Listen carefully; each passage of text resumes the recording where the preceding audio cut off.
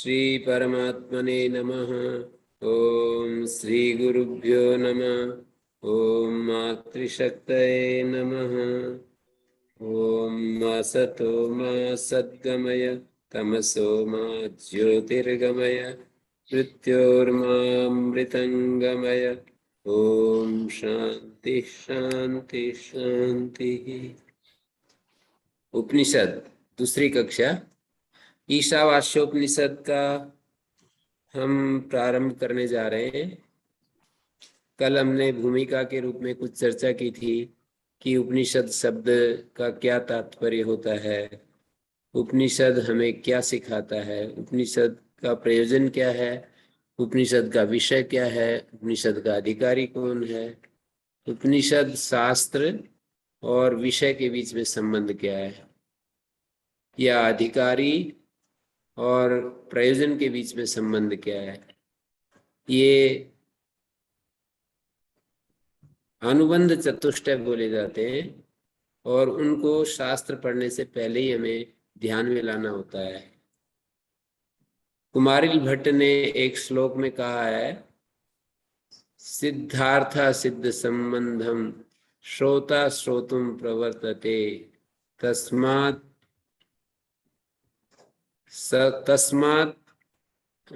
आदौ वक्तव्य संबंध स प्रयोजन। संबंध प्रयोजन सहित आदि में ही बता देना चाहिए। सिद्धार्थ सिद्ध संबंधम, जो विषय को जान लेता है, संबंध को जान लेता है, ऐसा श्रोता सुनने के लिए प्रवृत्त होता है। श्रोता के सामने जब विषय होता है और श्रोता जिस शास्त्र को पढ़ रहा है उस शास्त्र का और विषय का क्या संबंध है, अधिकारी या प्रयोजन के बीच में क्या संबंध है, ये सब जान लेता है, तो फिर वो उसकी प्रवृत्ति हो जाती है उस शास्त्र को सुनने में। तो यहाँ वेदांत शास्त्र माने उपनिषद शास्त्र का जो अधिकारी होता है वो होता है जिसको संसार में अत्यंत दुख दिखाई देता है। संसार में आचार्य लोग ये बतलाते हैं कि संसार में दुख ऐसा दिखाई देता है जैसे कि किसी के सिर के ऊपर जलती हुई अग्नि का एक लोहे का तसला रख दिया जाए और वो जब सिर में बहुत तीव्रता के साथ वो जलन होती है तो दौड़ करके पानी की खोज करता है। इसी तरह से इस संसार में दुख दर्शन उसका इतना तीव्र और प्रखर हो जाता है तो वो व्यक्ति उस दुख को मिटाने के लिए, दुख को समाप्त करने के लिए गुरु की शरण में जाता है, शास्त्र की शरण में जाता है और वो वहां पर ऐसा देखता है कि मेरे दुखों का अंत हो जाएगा।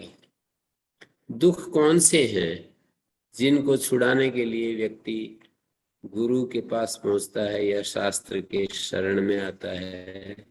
यदि ये विचार करें कि कौन से वे दुख हैं जिनके लिए वो तड़फ रहा है, दुखों को समाप्त करने के लिए उसके मन में ये विचार आ रहा है कि मेरे दुख समाप्त होने चाहिए, तो इस बात के उत्तर में यही कहा जाएगा कि दुख तो अनेक चारों तरफ फैले हुए हमें दिखाई दे रहे हैं। सबसे बड़ा दुख यही है कि जो हम इस संसार में इस शरीर के साथ जुड़े होते हैं और इस शरीर में हमको अनेक प्रकार के रोग, शोक, मोह इत्यादि दिखाई देते हैं। हम कभी किसी रोग से आक्रांत हो जाते हैं, आदि व्याधि उपाधियों से संक्रमित दिखाई देते हैं।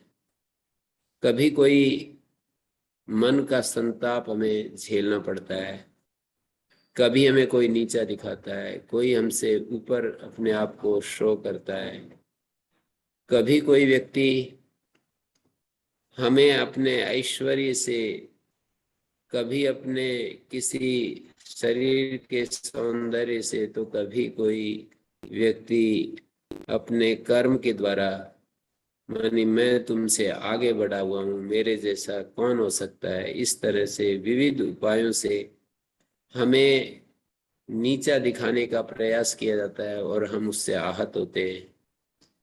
तरह तरह के दुख इस संसार में हमें अनुभव में आने लगते हैं कि क्या कोई उपाय है।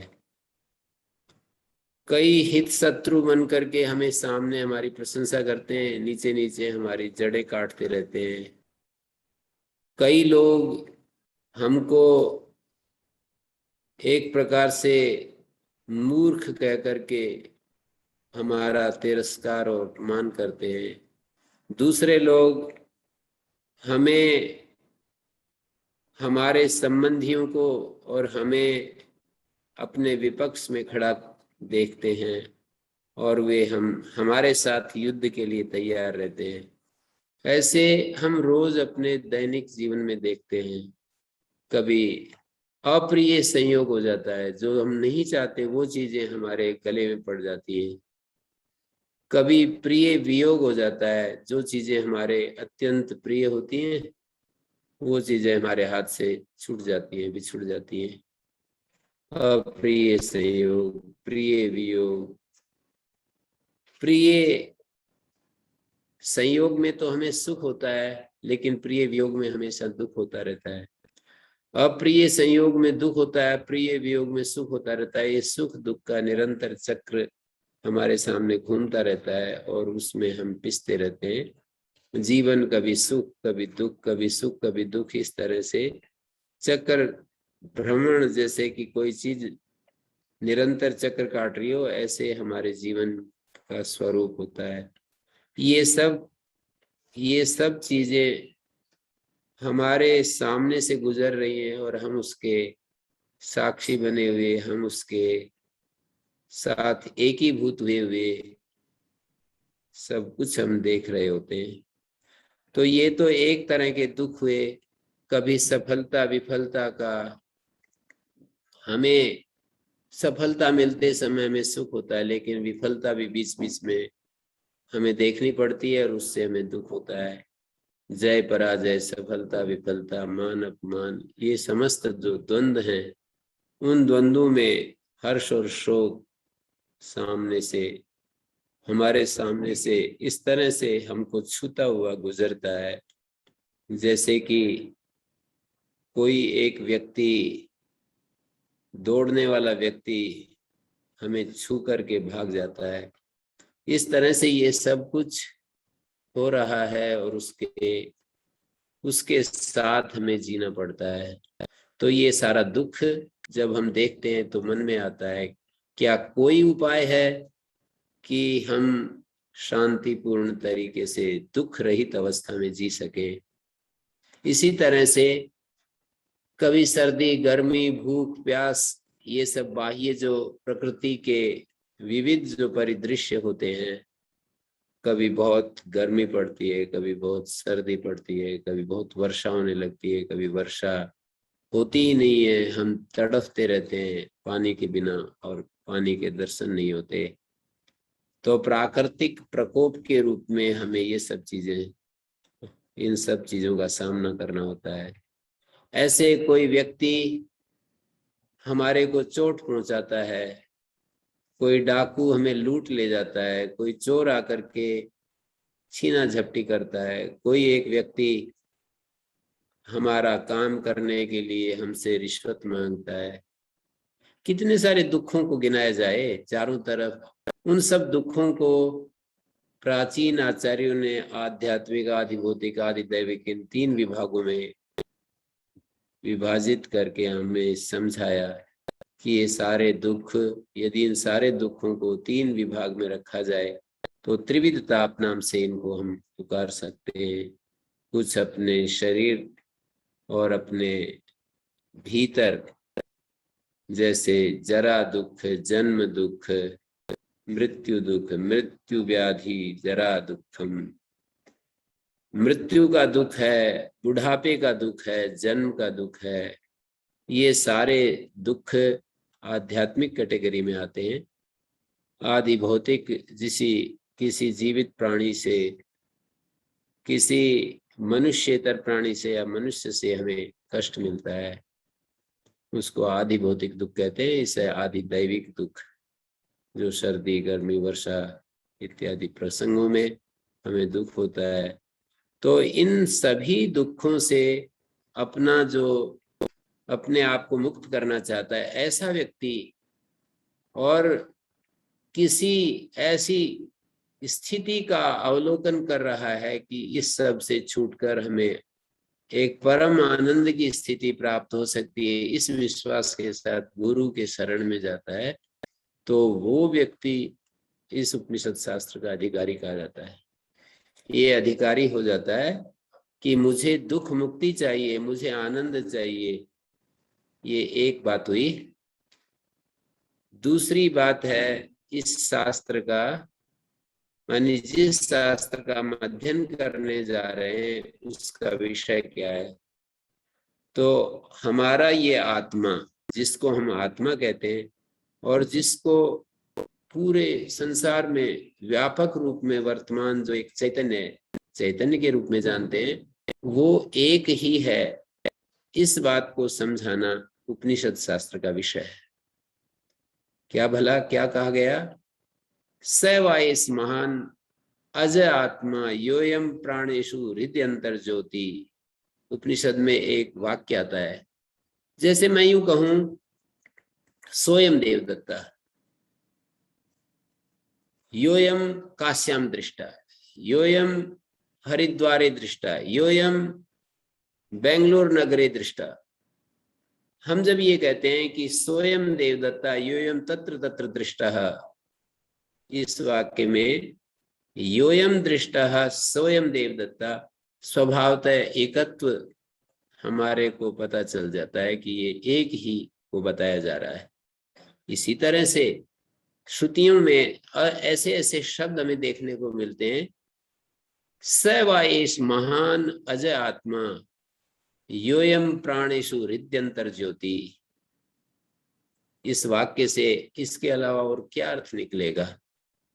योयम प्राणेशु, योयम विज्ञानमया प्राणेशु हृदयंतर ज्योति, स वाएस महान अजात्मा योयम विज्ञानमया प्राणेशु हृदयंतर ज्योति तस्मिन शेते। ऐसा एक वाक्य आता है, बृहदारण्यक का वाक्य मैंने बोला। तो चौथे अध्याय के अंत में जाकर के 22वें मंत्र में, चौथे अध्याय के अंत में जाकर के है 22वां मंत्र, तो उसमें उस वहां का वाक्य उठा करके मैंने प्रस्तुत किया है कि सेवा इस महान अजय आत्मा, ये महान अजन्मा आत्मा है, योयम विज्ञानमय, जो कि ये विज्ञानमय प्राणेशु, हमारी इंद्रियों के बीच में, हमारे कार्यकरण संघात के बीच में, ये शरीर है, मन बुद्धि इंद्रियों का एक समुदाय है। इस समुदाय के बीच में एक चैतन्य स्वरूप, एक ज्योति स्वरूप एक आत्मा है। वो स सर्वस्य ईश्वरा, सर्वस्य अधिपति, सर्वस्य अधिष्ठाता, सर्व वही सर्व का अधिपति है, सर्व का अधिष्ठाता है। इस वाक्य से पता चलता है कि जो हमारे भीतर आत्मा है और जो सारे इस संसार का नियंत्रक आत्मा है वो एक ही है। तत्वमसि, अयम आत्मा ब्रह्म, प्रज्ञानम ब्रह्म इत्यादि उपनिषद वाक्यों में उस आत्मा का वर्णन हमें मिलता है, जिनको हम महावाक्य कहते हैं। जीव और ब्रह्म के अभेद को बतलाने वाले वाक्यों को महावाक्य इस नाम से पुकारा जाता है, जिन वाक्यों में जीव और ब्रह्म के एकत्व को प्रस्तुत किया गया है, बताया गया है। तो ऐसे वाक्यों को महावाक्य कहते हैं, जैसे तत्वमसि, प्रज्ञानम ब्रह्म, अहम ब्रह्मास्मि, अयम आत्मा ब्रह्म। और ये मैंने वाक्य बोला, सवायस महान अजात्मा विज्ञा योयम विज्ञानमया प्राणेशु हृदयंतर ज्योति। तो इस तरह से इन वाक्यों का जो विषय है वो ब्रह्म और आत्मा का एकत्व। लेकिन फिर प्रश्न करने वाला ये पूछता है कि इन वाक्यों से जीव और ब्रह्म के एकत्व को कैसे बता रहे हो? जीव हमेशा उपासक होता है, ब्रह्म उपास्य होता है। जीव अल्प शक्ति वाला है, अल्पज्ञ है, ब्रह्म सर्वशक्तिमान है, सर्वज्ञ है। उपासक और उपास्य हमेशा अलग ही होते हैं। अल्प शक्ति वाला और सर्वशक्तिमान एक कैसे हो सकता है, ऐसा प्रश्न उठता है। तो उसके उत्तर में ये जवाब दिया जाता है कि उपाधियों को हटा करके जो एक चैतन्य है, उस चैतन्य को पकड़ करके जीव और ब्रह्म के एकत्व को प्रस्तुत किया है, ना कि उपाधियों के सहित। मानी जीव की जो उपाधि अंतःकरण जिसको कहते हैं, और ब्रह्म की उपाधि जिसको माया कहते हैं या प्रकृति कहते हैं, अव्यक्त कहते हैं, अव्याकृत कहते हैं।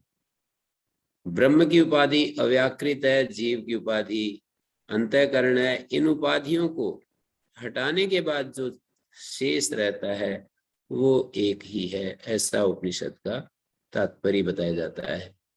जैसे कि छांदोग्य उपनिषद के छठे प्रपाठक में बार बार 9 बार पिता के द्वारा अपने श्वेत केतु पुत्र को समझाते हुए तत्वमसि श्वेत केतु ऐतदात्म्यमिदं सर्वम स आत्मा तत्सत्यम तत्वमसि श्वेत केतु, इस वाक्य को बार बार दोहरा करके ये समझाया गया कि तुम वही हो।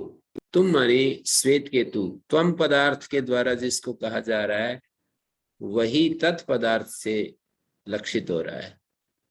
मानी तुम तो ये परिच्छिन्न रूप में सबको दिखाई दे रहा है कि ये श्वेत केतु जो कि हाड़ मांस का ये एक पिंड है, और तत्मानी वो जो सबका नियंत्रक है, सर्वांतर्यामी है, सबके भीतर मौजूद है, सारे अस्तित्व में जो व्याप्त है, ऐसा ऐसा जिसमें सब कुछ है।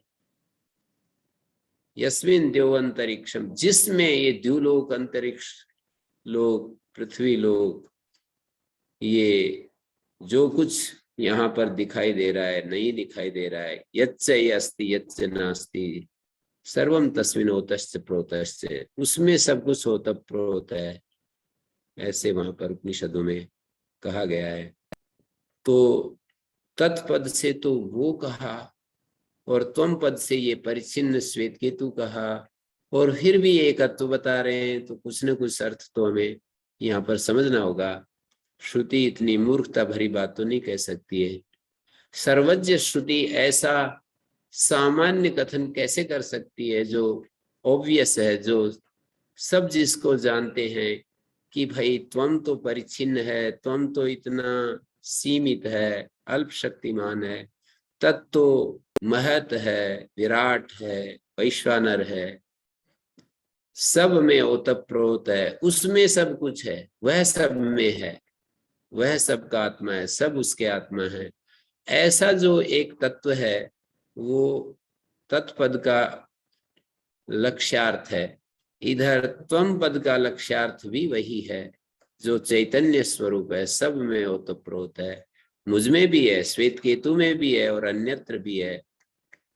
तो तत्वमसि के द्वारा श्वेत केतु का जो स्थूल उपाधि है, सूक्ष्म उपाधि है, कारण उपाधि है, तीन उपाधियों को हटाने के बाद जागृत, स्वप्न, सुसुप्ति, इन अलग अलग अवस्थाओं में जो ये तीन उपाधियां हमें दिखाई देती हैं, जागृत अवस्था में स्थूल उपाधि, और स्थूल उपाधि का मतलब कारण, सूक्ष्म और स्थूल तीनों इकट्ठी हो रही है जागृत अवस्था में। स्वप्न अवस्था में दो उपाधियां, स्वप्न तथा कारण।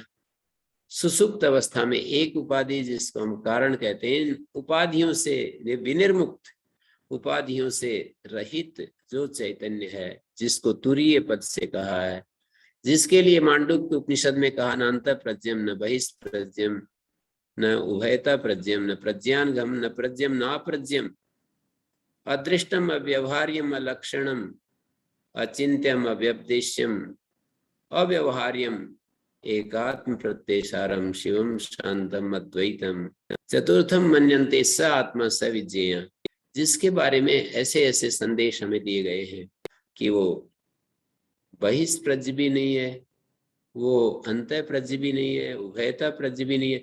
जैसे जागृत अवस्था में बहिष्प्रज्ञ होता है आत्मा, वैसा भी नहीं है आत्मा का जो अपना स्वरूप है, निज स्वरूप है, अंतः प्रज्ञ होता है जैसे सुसुप्त स्वप्न में, वो भी नहीं है। तंद्रा में जैसे उभयतः प्रज्ञ होता है, वो भी नहीं है। जैसे निद्रा में प्रज्ञान घन होता है, वो भी आत्मा का स्वरूप नहीं है। उसका शुद्धतम रूप की बात चल रही है, प्रज्ञान घन भी नहीं है वो। जैसे कि संप्रज्ञात समाधि में प्रज्ञ होता है, वो भी आत्मा का शुद्धतम रूप नहीं है, क्योंकि संप्रज्ञात समाधि में एक विषय को पूर्ण रूप से जान रहा होता है जो भी जानने वाला होता है।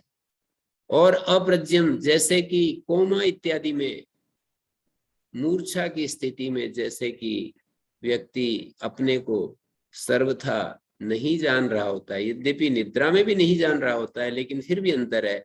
निद्रा में सोने के बाद जब उठता है तो वो कहता है मैं बड़े सुख में रहा, बड़े अच्छे से नींद आई। 2 दिन के बाद यदि कोई सोना पड़े तो जैसे कि उठता है तो ऐसा महसूस होता है कि बड़ी अच्छी नींद आई, मैं कुछ नहीं पता चला। लेकिन जब कोमा से उठता है तो ये बात उसके अंदर नहीं आती, इसलिए उसको अप्रज्ञ अवस्था कहा, कि वो सर्वथा ज्ञान शून्य जैसी स्थिति में रहता है। क्या वो आत्मा का स्वरूप है? वो भी नहीं है।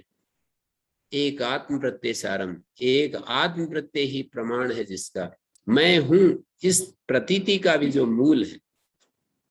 शिवम शांतम अद्वैतम, जो शिव स्वरूप है, शांत स्वरूप है, अद्वैत है। चतुर्थम मन्यन्ते, विद्वान लोग उसको चतुर्थी शब्द से कहते हैं, तुरीय शब्द से कहते हैं। स आत्मा स विज्ञेय, वो आत्मा है, वो हमारे द्वारा जानने योग्य है।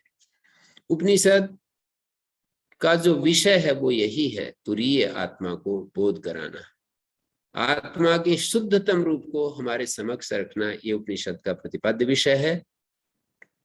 और प्रतिपाद्य विषय के माध्यम से ये कहा अयम आत्मा ब्रह्म तत्वमसि, अर्थात जो इस देह पिंड में परिच्छिन्न दिखाई देता है वही सर्वत्र व्याप्त है, दिखाई देता है। ऐसा प्रतीत होता है कि जिसके लिए कई सारे उपनिषदों में बार बार उस सृष्टा ने इस सृष्टि को बनाया, साथ में शरीर को बनाया, सृष्टा शरीर को बनाकर इस शरीर में अनुप्रविष्ट हो गया, इसमें भी वो उपस्थित हो गया। ऐसा ऐसा जिसके बारे में चर्चा मिलती है, ऐसा वो चैतन्य स्वरूप, ऐसा चिन्मय तत्व, सत्यम ज्ञानम अनंतम ब्रह्म, सत्सर श्रुतियों में जिसके बारे में ऐसा कहा गया है, ऐसे उस आत्मा का वर्णन इन उपनिषदों में मिलेगा। इस भाव के साथ हम उपनिषद के निकट आएंगे कि आत्मा का शुद्धतम रूप हमारे को उद्घाटित हो जाए। और उसका प्रयोजन क्या है? शुद्धतम रूप आत्मा का जब हमें पता चलता है तो हम 2 घटनाएं घटती हैं। जो आत्मा के साथ मिली हुई जो अनावश्यक चीज थी वो हट जाती है और आत्मा का शुद्धतम रूप बच जाता है। आत्मा के साथ मिली हुई जो अनावश्यक चीज थी वो क्या थी? उपाधि। उस उपाधि के हटने से दुख चला जाता है और सुख स्वरूप आनंद स्वरूप आत्मा शेष बच जाता है। क्या ये घटना जीवन काल में भी घट जाती है? तो उपनिषद कहती है हाँ, जीवन काल में भी होती है। उसी के लिए जीवन मुक्त ये शब्द व्यवहार में आया है। तो हम जीवन मुक्त अवस्था को इस शरीर के रहते हुए प्राप्त कर लेते हैं। शरीर के रहते हुए अशरीर हो जाते हैं हम। अभी हम अशरीर अपने को नहीं कह सकते, अशरीर होते हुए भी, मानी शरीर से अलग अपना स्वरूप होते हुए भी शरीर के साथ जो कि हमारा तादात्म्य होता है, शरीर के साथ हम एकीभूत होते हैं। शरीर के साथ हम ऐसे घुले मिले रहते हैं जैसे कि दूध और पानी मिल जाते हैं और उनको अलग करना मुश्किल होता है। तो ऐसे उस आत्मा को हम खोज करते हैं उपनिषद के माध्यम से। ऐसे उस आत्मा को हम इस माध्यम से उसके शुद्धतम रूप को पहचानने के लिए प्रवृत्त होते हैं। उसका प्रयोजन मैंने बतलाया, आनंद की प्राप्ति, दुख निवृत्ति।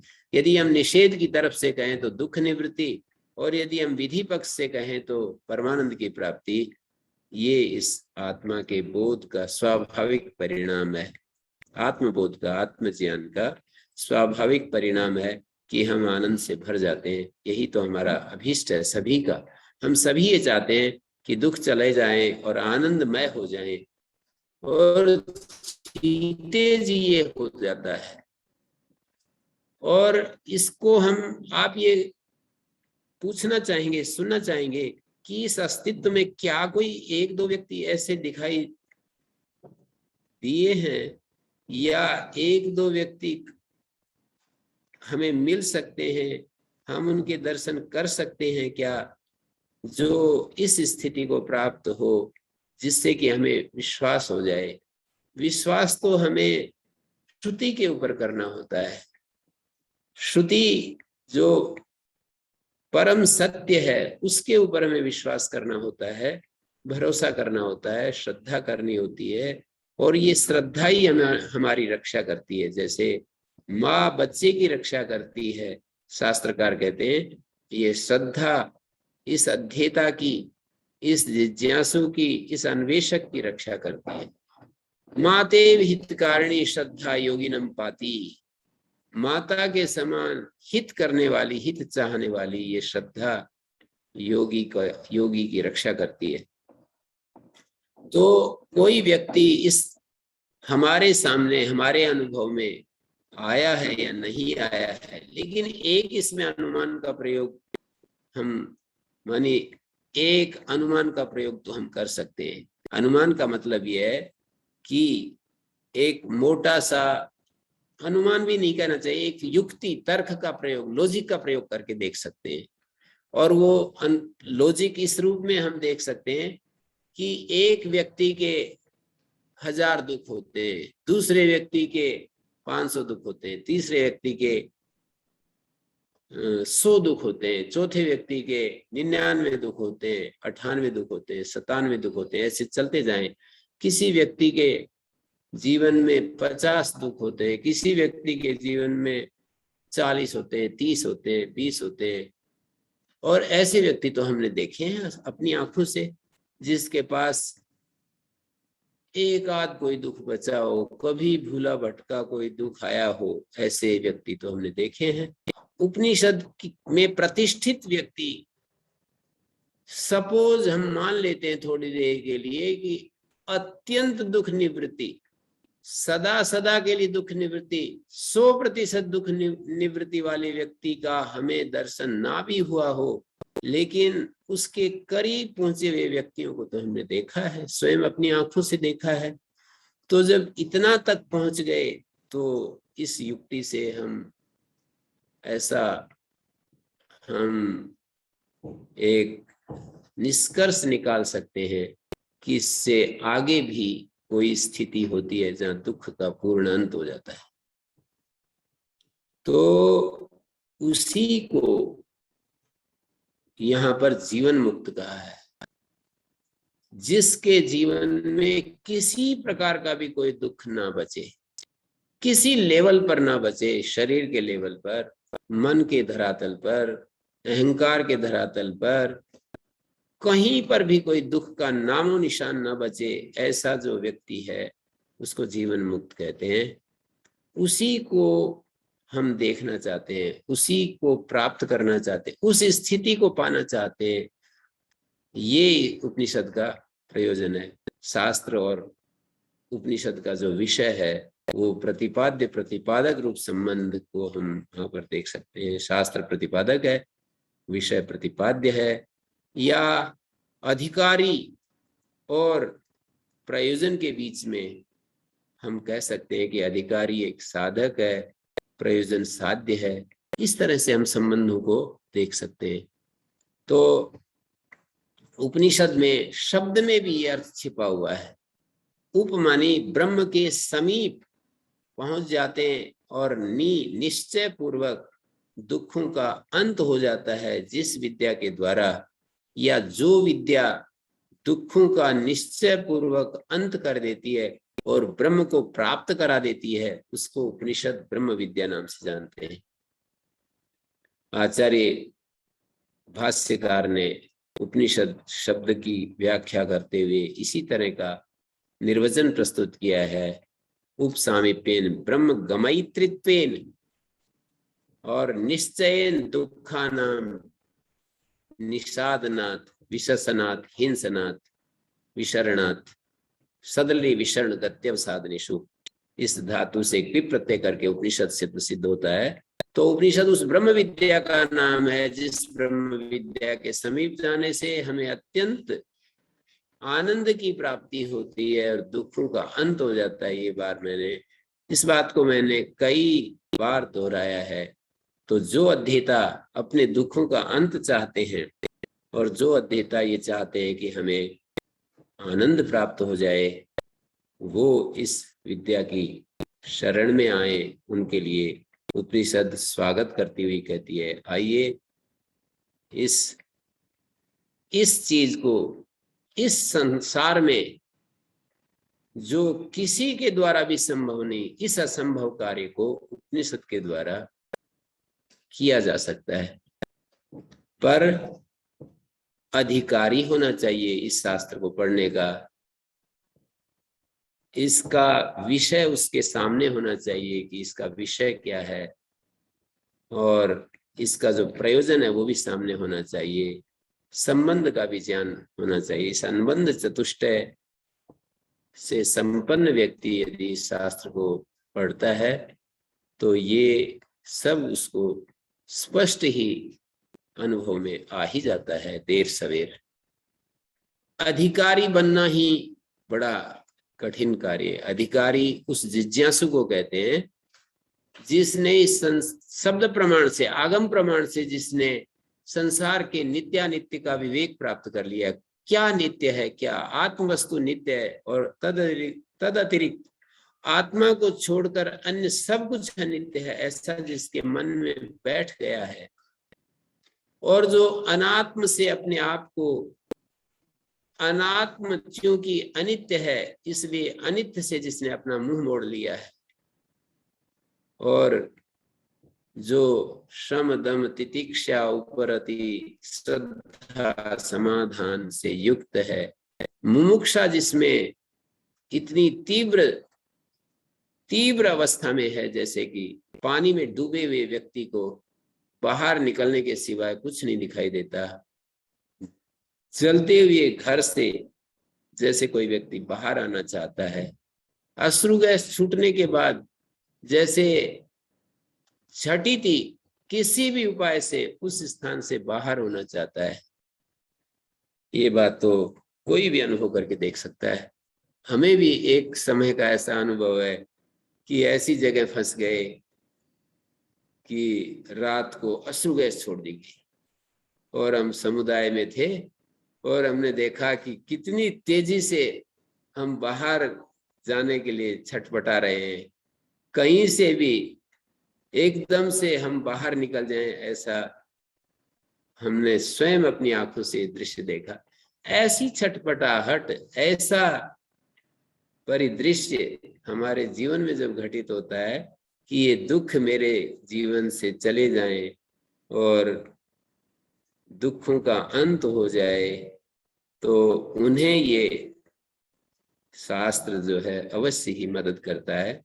तो इन तेजस्वी शब्दों के साथ, इस तेजस्वी प्रस्तावना के साथ हम उपनिषद विद्या को आरंभ कर रहे हैं। कल भी मैंने इस विषय में काफी कहा, फिर मैंने दोहरा दिया। ईशावास्यमिदं सर्वम यत् किंच जगत्याम जगत। ईशावास्य उपनिषदों का नाम उपनिषद के पहले शब्द से भी है, कभी कभी विषय की दृष्टि से भी होता है। जैसे बृहदारण्यक, बड़ा होने से और अरण्य में उसको कहा जाने से उसको बृहदारण्य कहते हैं। लेकिन बहुत सारे उपनिषद आचार्यों के नाम से भी हैं शब्द, उस उपनिषद के आदि शब्द के द्वारा भी उस उपनिषद का नामकरण, जैसे केनोपनिषद, जैसे ईशोपनिषद, जैसे इसी तरह के बहुत सारे उपनिषद हैं जिनमें आदि अक्षर से उस उपनिषद का नाम कभी कभी ऋषि के नाम से है। ऐतरेय उपनिषद, तैत्तिरीय उपनिषद इस तरह ऋषि के नाम से भी है। कभी कभी जैसे छांदोग्य उपनिषद विषय के नाम से है। तो ये ईशावास्योपनिषद 18 मंत्रों का एक छोटा सा उपनिषद है। देखने में लघुकाय उपनिषद है, लेकिन इसका जो पहला मंत्र है वो ईशावास्यमिदं सर्वम यहीं से शुरू होता है, इसलिए इस नामकरण का यही यहाँ पर प्रतीक उठा लिया गया है। ईशावास्यमिदं सर्वम, इदं सर्वम यत्किंच जगत्याम जगत, जो कुछ इस जगती में परिवर्तनशील दिखाई देता है वो सब ईश से बसा हुआ है। ईश उसमें बसा हुआ है। या तो हम इस वाक्य का ये अर्थ करें कि ईश इसमें बसा हुआ है, या हम ये अर्थ करें कि ईश के द्वारा साधक को इस जगत को आच्छादित कर देना चाहिए। जो व्यक्ति ये चाहता है कि मैं परमात्मा से जुड़ूं, परमात्मा मैं हो जाऊं, तो एक उपाय बताया, क्या करें? तो कहा कि इस भावना से इसको आच्छादित कर दो जगत को। जब भी कोई जगत की वस्तु दिखाई दे तो उसके ऊपर ईश की चद्दर डाल दो, उस स्वामी की चद्दर डाल दो जो स्वामी स्वयं इसके अंदर अंतः प्रविष्ट हो रहा है, इसके भीतर जो सर्वत्र विराजमान है उसको बाहर ले आओ निकाल करके। तो साधक को ये निर्देश दिया गया, ईशा शब्द करण तृतीया के रूप में हम माने, साधकेन ये कर्ता अध्यार करें तो वाक्य का अर्थ होगा साधकेन ईशावास्यमिदं सर्वम, साधक के द्वारा साधक ईश के द्वारा इस जगत को आच्छादित कर दे। वास्यम जो है यहाँ कृत्य प्रत्यय का प्रयोग है। व्याकरण की भाषा में कृत्य प्रत्यय कहा जाता है। वस निवासे और वस आच्छादने धातु से वास्य शब्द होता है। वास्य माने आच्छादनीयम या वास्य माने वसनीयम। ये जो जगत है ये ईश के द्वारा ईशावास्यम वसने योग्य है। ये जगत, जब हम ये कहते हैं ईशावास्यम वसने योग्य है तो ईश में कर्तृत्व है, ईश के द्वारा वसने योग्य है, ईश इसमें बसा हुआ है। लेकिन जब ये कहते हैं कि भाई साधक को ईश के द्वारा आच्छादित कर देना चाहिए तो ईशा ये करण में तृतीया मानी जाएगी। ईश शब्द शकारांत होता है। ईश, ईष्टे इति ईश, ईट प्रथमा में यदि रूप चलाएंगे तो ईट रूप बनेगा, और तृतीया में रूप बनाएंगे तो ईशा बनेगा। तो ईश के द्वारा इस जगत को आच्छादित कर देना चाहिए। किसको कर देना चाहिए? जो परमात्मा के साथ अपना संबंध स्थापित करना चाहता है, जो जीव, जो साधक, जो मुमुक्षु अपने आप को परमात्मा के साथ संबंधित करना चाहता है। आप पूछेंगे कि अभी तो आप कह रहे थे कि उपनिषद का विषय जीव और ब्रह्म का एकत्व है, और अभी कहने लगे कि जीव को ईश के द्वारा इस जगत को आच्छादित कर देना चाहिए। अभी आपने कहा था कि इस उपनिषद का विषय होता है जीव और ब्रह्म का एकत्व प्रतिपादन। तो मैंने ये भी कहा था साथ में कि जीव और ब्रह्म का जो एकत्व है वो उपाधियों के अलग करने पर है, न कि उपाधि की स्थिति में। जीव नाम उपाधि के सहित का है और ब्रह्म नाम माया उपाधि के साथ उसको ब्रह्म को जब हम माया उपाधि के साथ देखते हैं तो उसका नाम ईश्वर होता है। माया उपाधि से अलग करके देखें तो वो ब्रह्म होता है। जीव भी अंतःकरण उपाधि से अलग करके देखें तो आत्मा होता है, और आत्मा ब्रह्म एक ही है। यहाँ इस शरीर में जो आत्मा है वही इस सृष्टि में ब्रह्म नाम से कहा जाता है। सृष्टि में जो ब्रह्म है वही हमारे इस शरीर में आत्मा नाम से कहा जाता है। कोई दो तत्व नहीं है कि यहाँ आत्मा है और वहां ब्रह्म है, और वहां ब्रह्म है यहाँ आत्मा है, ये अलग अलग तत्व है, ऐसा नहीं। आत्मा और ब्रह्म उपाधि के अलग कर देने पर तो एक ही है, लेकिन उपाधि के सहित हम जीव होते हैं, हम उपासक होते हैं, वो हमारा उपास्य होता है, वो सर्वशक्तिमान होता है, उपाधि के सहित सर्वज्ञ होता है। हम अल्पज्ञ होते हैं, अल्प शक्तिमान होते हैं। हम अभी सदोष अवस्था में होते हैं, दुखी अवस्था में होते हैं, परिच्छिन्न अवस्था में होते हैं, सीमा में होते हैं, वो अपरिच्छिन्न है, दुखातीत है, सर्वत्र है, सर्वज्ञ है, सब कुछ है। तो ईशावास्यम इदम सर्वम, ईश के द्वारा साधक को ये जगत आच्छादित कर देना चाहिए।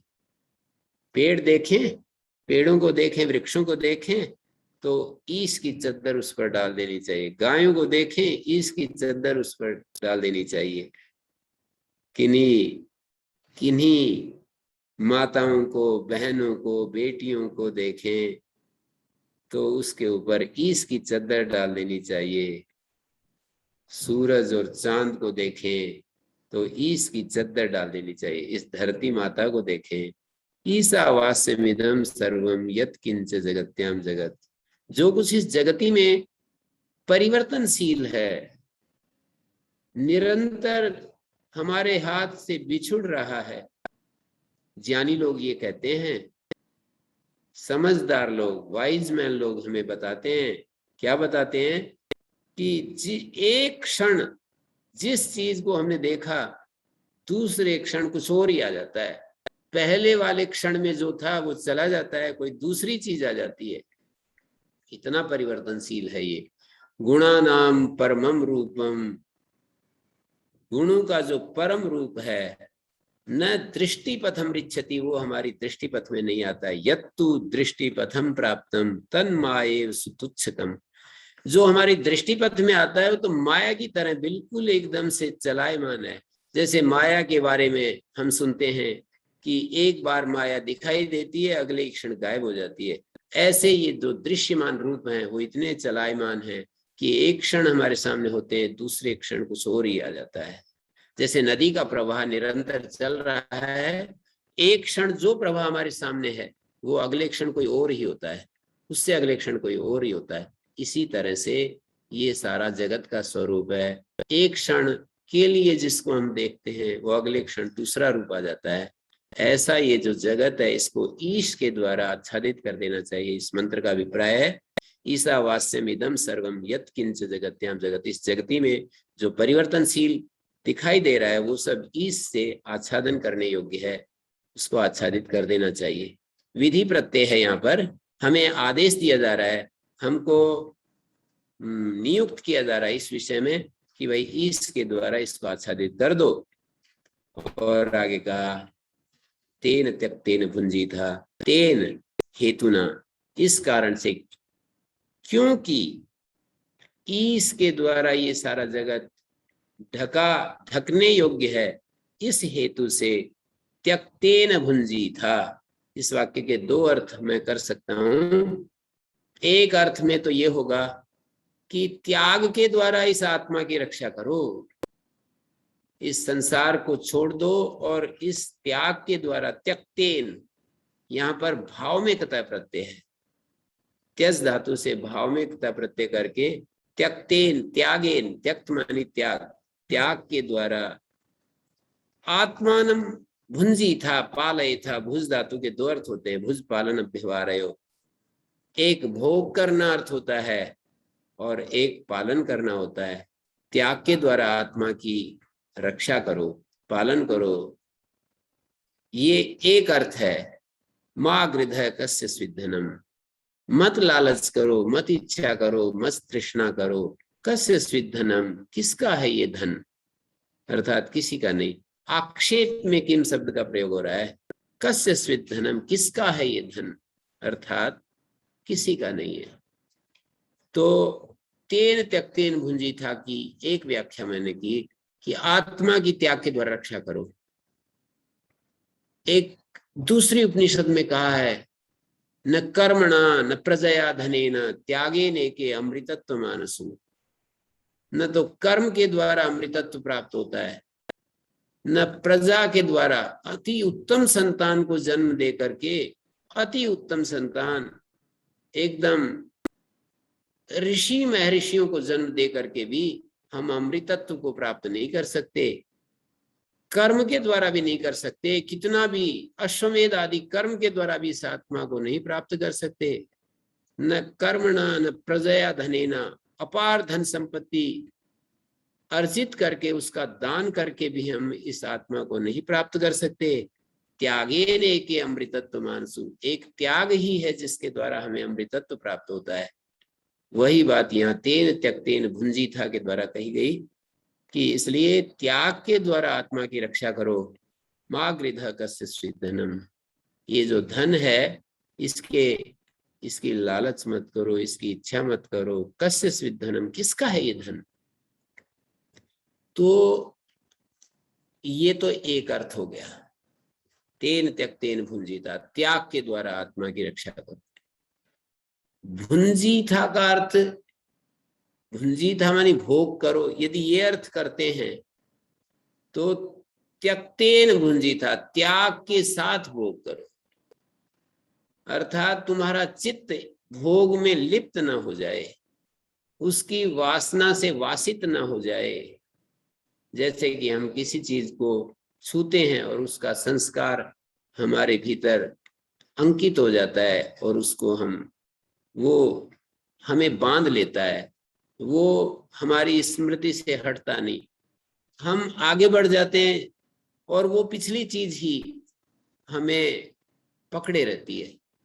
ये स्थिति ऐसी हो जाती है कि जैसे दो साधक चले जा रहे हैं और किसी नदी के किनारे पर वो खड़े हैं, कोई नौजवान बिल्कुल एकदम से, एक बहन उन्हें निवेदन करने लगती है कि मेरे को नदी पार करना है, मैं असहाय हूं, कृपा करके दूसरे किनारे पर छोड़ दो। उनमें से एक साधक उसको अपने ऊपर बिठाता है और उसको पार छोड़ देता है। दूसरा साधक जो उसका मित्र है, साथ चल रहा है, और वो यही विचार में डूबा हुआ आगे बढ़ रहा है कि हम साधकों को, हम सन्यासियों को क्या इस संसार का इस तरह से हमने जिम्मेदारी ले रखी है, हम अपने धर्म को छोड़ करके, और क्यों हम ऐसा करने लगते हैं, हमें क्या लेना देना किसी की सहायता से, असहायता से, अपने धर्म को दांव पर लगाकर, और ये सब क्यों करना। और वो चलता चला जाता है। सायंकाल जब गुरुजी के पास पहुंचते हैं तो एक जो साधक जो ये सोचता हुआ आ रहा है, वो कहता है, गुरुजी एक प्रश्न मेरे दिल दिमाग को झकझोर रहा है, कृपा करके समाधान कीजिए। कि हाँ सुनाओ। कि आज हम आ रहे थे, नदी के किनारे पर एक नौजवान बहन खड़ी हुई थी और उसने निवेदन किया कि मुझे नदी पार करवा दीजिए।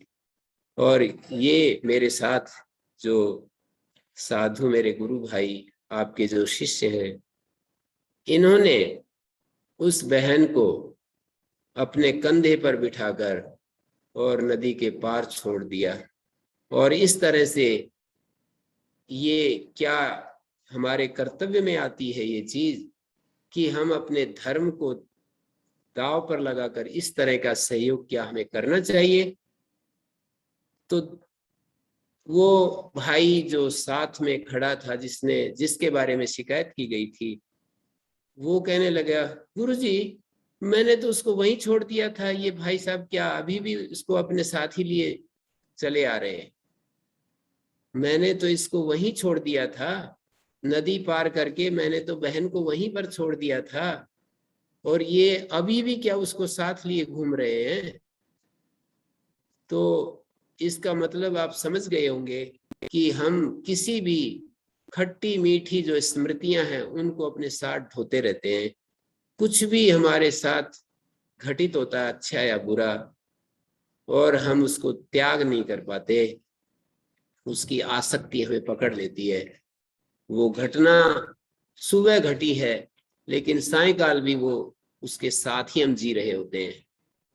तो श्रुति कहती है, तेन त्यक्तेन भुंजीथा, त्याग के साथ भोग करो। तच्चित्त रहितेन, त्यक्तेन का अर्थ होता है तच्चित्त रहितेन, उसमें अपना मन मत फंसने दो। भोग भुंजीथा का मतलब ये होता है, कोई भी किसी प्रकार का कार्य करते हो, किसी चीज का सेवन करते हो, तो इस तरह करो जैसे कि उसका संस्कार तुम्हारे चित्त पर ना पड़े। तेन त्यक्तेन भुंजी था माँ गृध कस्य स्विधनम। ये संसार में जो भी धन संपत्ति ऐश्वर्य है उसकी लालच मत करो, मन से भी उसकी लालच मत करो। मानी जैसे व्यवहार में हम जो चीज हमारी नहीं होती उसको हम अपना समझना चाहते हैं, वो हमारे पास किसी तरह आ जाए ऐसा सोचने लगते हैं, तो श्रुति ये बताती है कि ये तुम्हारी है ही नहीं, वो तो उस ईश की है जो मालिक है इसका, उसकी ये धन संपदा है। तुम क्यों लालच करते हो, तुम व्यर्थ में इसके प्रवाह में इसके चक्कर में पड़ते हो। माँ गृध कस्य स्विधनम, किसका है ये धन। आज तुम्हारे पास है, कल दूसरे के पास है, अगले दिन किसी तीसरे के पास है।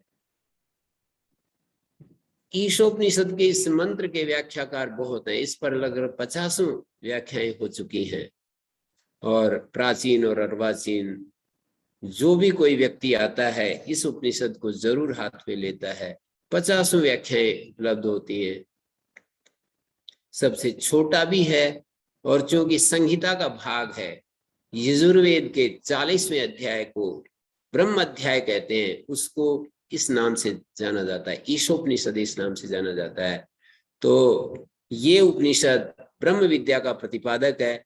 श्री अरविंद ने इस उपनिषद के बारे में कहा, ये उपनिषद हमें संदेश देती है कि जो दो विरोधी छोर हैं उनमें कैसे समन्वय किया जाए, त्याग और भोग का, कर्म और अकर्म का, एकत्व और नानात्व का, विद्या और अविद्या का, संभूति और असंभूति का, कैसे हम उसका एकत्व, सर्व और एक, नानात्व और एकत्व, इन सब का कैसे समन्वय किया जाए, इस उपनिषद में समन्वय को प्रस्तुत किया गया। ये श्री अरविंद की इस उपनिषद के बारे में दृष्टि है।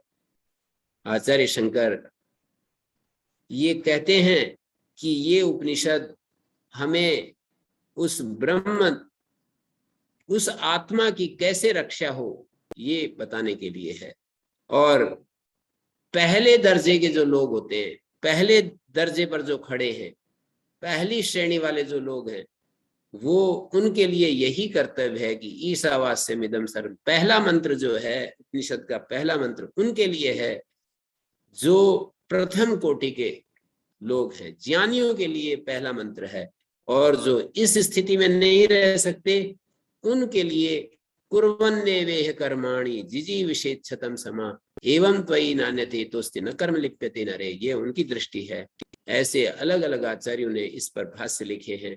तो एक आचार्य ने ये मागृध कस्य स्विधनम को पकड़ करके वो कहते हैं ये धन जो है किसका है, तुम तो धन के ट्रस्टी हो, तुम इसके भोक्ता नहीं हो। ट्रस्टी जो होता है वो ट्रस्ट का रक्षक तो होता है, रख रखाव करने वाला, उसको संभालने वाला तो होता है, लेकिन ट्रस्ट की संपत्ति अपने भोग के लिए उसकी नहीं होती है, ये एक व्याख्याकार ने कहा है। तो इस तरह से अलग अलग दृष्टियां, इस दृष्टियों से इस उपनिषद को प्रस्तुत किया गया है। 18 संख्या भी कुछ विशेष महत्व ही रखती है।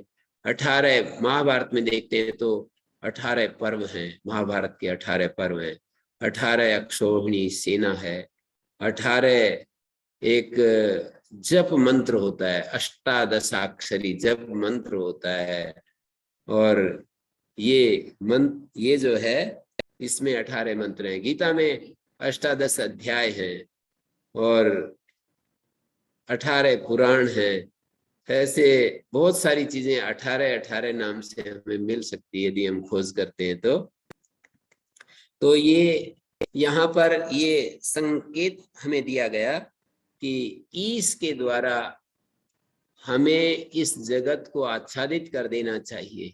बस जहां देखें वहां ईश हमें नजर आए, हमें जगत के स्थान पर ईश हमें दिखाई दे। और इस तरह से हम ये कहते हैं कि त्यक्तेन भुंजी था, त्याग के द्वारा आत्मा की रक्षा करो, या त्यक्तेन भुंजी था, त्याग के साथ भोग करो, कोई ज्यादा फर्क नहीं पड़ता है। एक दृष्टि भेद है, देखने का एंगल में अंतर है। तेन त्यक्तेन भुंजीथा, यदि हम ये कहते हैं त्याग के साथ भोग करो, अर्थात भोग लिप्त होकर के मत करो। संसार का जो भी हम सुख लेते हैं, संसार को देखने से जो हमें सुख होता है, उसकी रेखा हमारे चित्त के ऊपर ना पड़े। वो निरंतर जो है वो जैसे फ्लाइट ऑफ द ईगल, जैसे आकाश में ईगल जो है उड़ता है तो उसका कोई पद चिन्ह शेष नहीं रहता। जैसे मछली पानी में तैरती है तो पीछे उसका कोई पद चिन्ह शेष नहीं रहता। इस तरह इस संसार के वस्तुओं का उपभोग करो।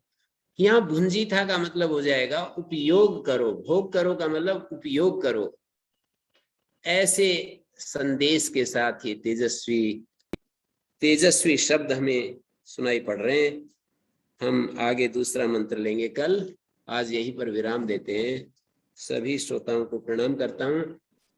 ओम शांति शांति शांति। प्रणाम।